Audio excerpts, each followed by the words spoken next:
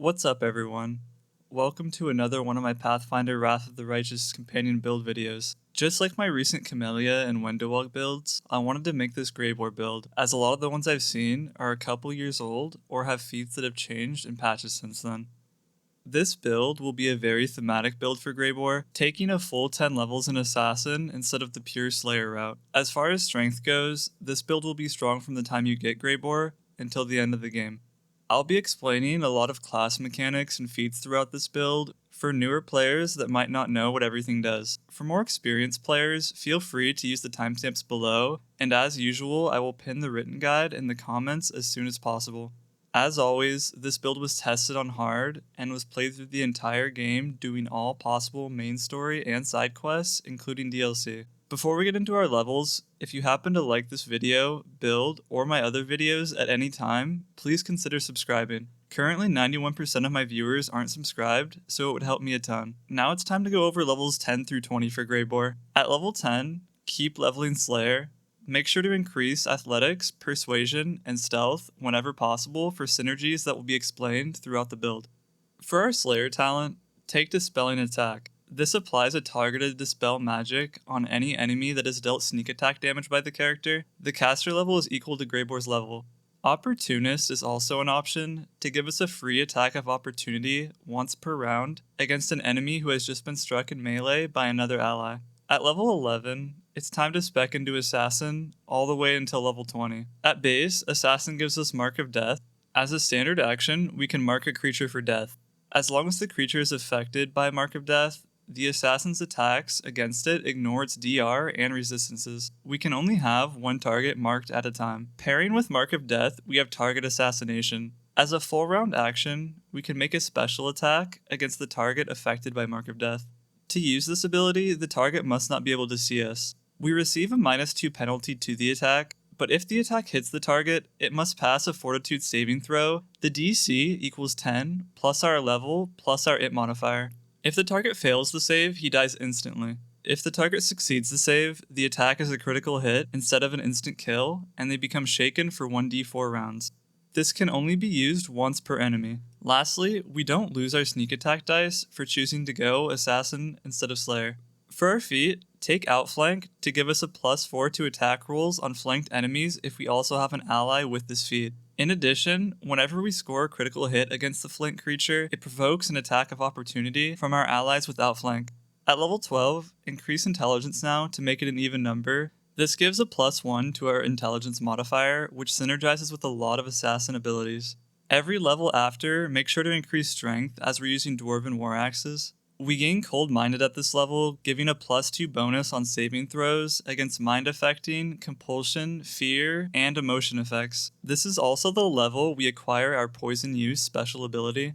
Each day, we can create 6 plus our Assassin's level ×2 doses of poison, which can be applied to our melee weapons. As a move action, we can apply the poison, and the next successful hit applies it to the target. The save DC against the poison is 10 plus our level plus our Intelligence modifier. If the attack is a sneak attack, the DC is increased by 2. If the target is affected by Mark of Death, it must make 2 saving throws against the poison and take the worst result. At second level, our poisons deal 1d4 stat damage to strength or dexterity for 4 rounds. Lastly, we gain Uncanny Dodge, making us immune to being flat-footed, nor do we lose our dexterity bonus to AC if the attacker is invisible. We do still lose our dexterity bonus if we're immobilized or hit with a feint attack. At level 13 for our feat, take Greater 2-Weapon Fighting to give us a third attack with our offhand weapon, although at a -10 penalty. We also gain Alter Ego as an extraordinary ability for 1 minute per level when activated.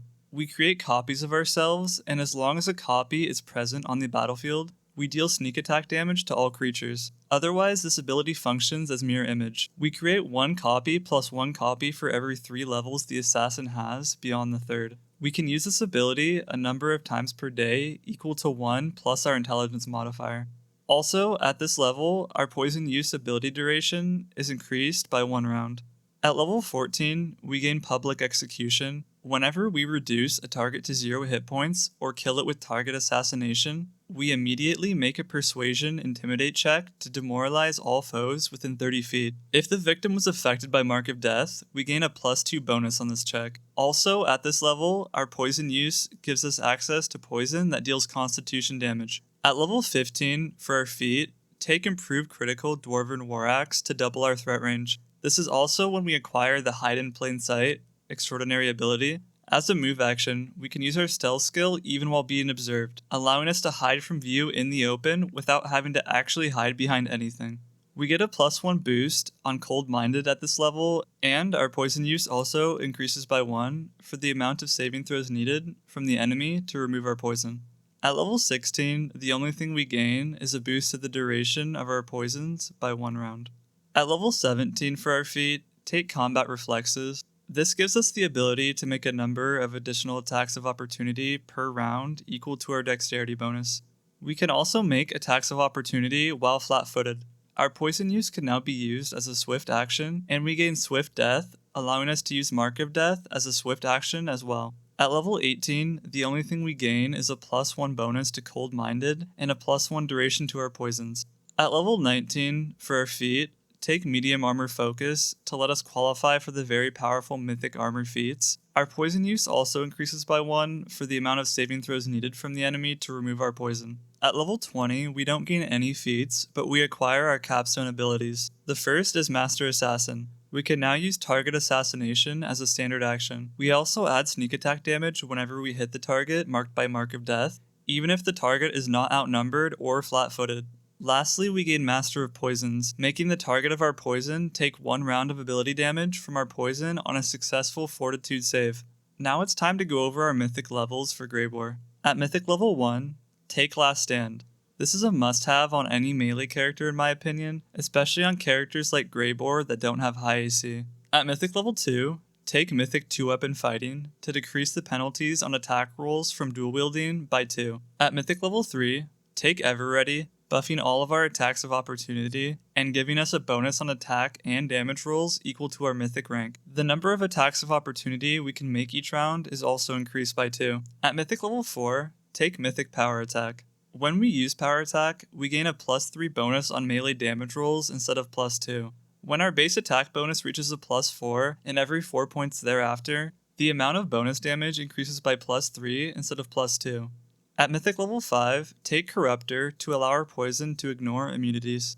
At Mythic level 6, take Mythic Improved Critical Dwarven War Axe to increase our critical multiplier by 1. At Mythic level 7, take Unrelenting Assault. This gives us stacking +2 bonus to damage rolls with melee weapons, up to a maximum of +10, as long as we make at least 1 melee attack. The effect lasts until the end of combat.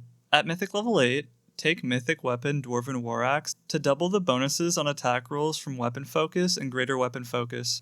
Flawless Attacks is also an option to make us only suffer a -4 instead of -5 on iterative attacks. At Mythic level 9, if you have a Scald, take Mythic Charge for an additional 1d6 divine damage equal to our Mythic rank on charge. If you don't have a Scald, Always a Chance is a decent option, making it so we don't automatically miss when we roll a 1 on an attack roll. Thundering Blows is also an option. Once per round, when we miss a melee attack, we deal 2d6 plus 1d6 per 2 Mythic ranks, sonic damage to all enemies in a 10-foot radius. At Mythic level 10, take either Mythic Armor Focus Medium Assault if you want more damage, giving 1d6 plus our armor's AC piercing damage when hitting a target with a melee attack while wearing medium armor. If you want more AC, take Mythic Armor Focus Medium Endurance, giving us an equipped armor bonus to AC equal to half our armor's AC. Also, medium armor no longer reduces our speed. I'm now quickly going to go over how I like to use this Greybor build. With this build, you can basically play like any other melee class, just make sure we're not the first ones engaging in combat, as this build doesn't have high AC. As such, make sure to either send in your tank or highest AC melee character before Greybor. Use Mark of Death and Studied Target as you're moving toward your target. Apply poison to your weapon before combat. I prefer Dexterity Poison, as it will lower their AC as well. Once we hit level 3 Assassin on Greybor, make sure to pop Alter Ego as well before entering combat. At level 5 Assassin, we acquire Hide in Plain Sight. This is a pretty hit or miss ability, but it definitely has its uses. Combine this with target assassination, and you can instantly kill even endgame bosses, such as the Echo of Discari. Keep in mind, some bosses and creatures are immune to target assassination, so don't rely on this too much, but it can be fun to mess around with and test on certain enemies. Once we get level 7 Assassin, and get Mark of Death as a swift action, we can start using it again after every kill without wasting a turn or attacks. We can also apply Poison as a swift action if we happen to run out mid-combat. All these synergies really come together at level 10 Assassin. Even if we only want to use Mark of Death in combat and completely ignore target assassination and hide in plain sight, we still get some really nice buffs from not only Mark of Death, but also Master Assassin, Alter Ego, and our Poison. Now it's time to go over our gear for Greybor. I will first mention the best in slot pieces and then some alternatives as well. For our helmet, Shy Lily's helmet for a +4 profane bonus to strength and a +2 profane bonus to AC. Hat of the Bitter End is also a great option, giving us a +2 stacking bonus on attack rolls for 3 rounds per enemy slain. For our goggles, the Goggles of Piercing Gaze for a +1 insight bonus on attack and damage rolls against outsiders, as well as a +10 competence bonus on persuasion skill checks, which synergizes well with public execution. Broken Trickster is also an option, giving us a +6 to wisdom and charisma, and makes our alignment impossible to identify. The main benefit for Greybor though would be whenever we take damage from any physical damage, we gain DR 20 for 1 round. This also works for energy damage, giving us 20 resistance to whatever energy damage type we were dealt. For our cloak, Grand Festival Cloak for a +7 to saving throws and granting us a +5 circumstance bonus on persuasion skill checks and a +2 circumstance bonus to charisma.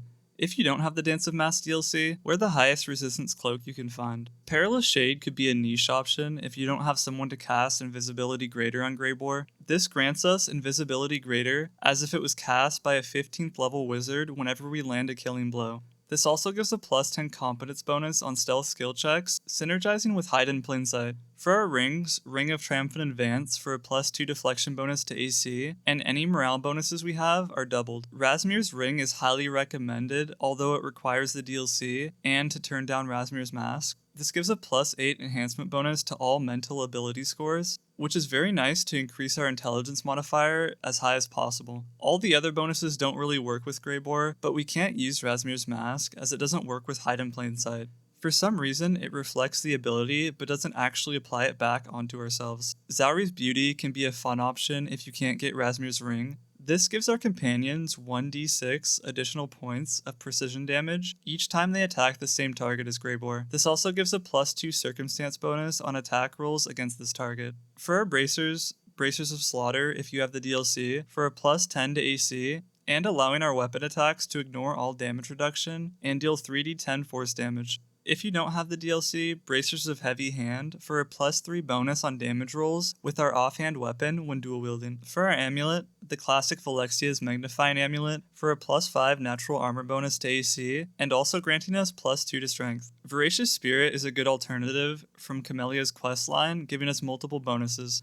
On a killing blow, we gain +10 temporary hit points, stacking to a maximum of 50. +1 bonus to AC, stacking to a maximum of 5. +1 bonus on Fortitude saving throws to a maximum of 5. And finally, a +1 bonus on Will saving throws to a maximum of 5. For our armor, Life Infuser is by far the best option if you have the DLC. This gives a +8 armor bonus to Constitution and Strength, as well as moderate fortification, giving a 50% chance to negate a critical hit or sneak attack. If you don't have the DLC, Chainmail of Camaraderie for a +2 bonus to damage against flank creatures. This is further increased to +4 since we have the outflank feat. For our shirt, Cloth of Heavy Fortification for a 75% chance to negate a sneak attack or critical hit. On the Brink of Death can be a fun option to allow us a chance to reflect damage dealt to us when our HP is below 50. The enemy must pass a reflex saving throw DC 24 or suffer the attack. For our Belt of the Last of the First Humans, as usual, is an amazing option. Firstly, giving a +5 sacred bonus on attack rolls and a +10 sacred bonus on damage rolls with weapons. Secondly, spells and spell-like abilities that target the wearer are turned back upon the original caster. Thirdly, whenever the wearer is hit by a ranged attack for the first time in a round, the belt prevents all physical damage from the attack. Finally, whenever the wearer rolls for initiative, they roll twice and take the better result. If you'd like to use this on a different character, belts of physical perfection also work.